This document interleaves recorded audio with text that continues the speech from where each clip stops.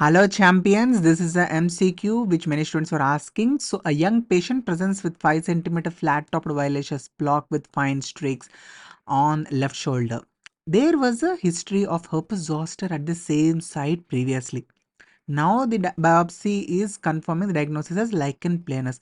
So what is this phenomenon known as? If you have marked the answer as isotopic response, wonderful, wonderful, you are absolutely correct. So what is this Wolff's isotopic response? Simple. It refers to the occurrence of a new dermatosis at the site of previously healed dermatosis. So you can see in this table there are so many conditions which show isotopic response. So first disease can be herpes simplex virus, herpes zoster virus, and at the same site after this first disease heals, there is going to be development of a second disease which can be lichen planus as you are able to see here, or it can be morphia or urticaria. Okay, the second disease can be anything.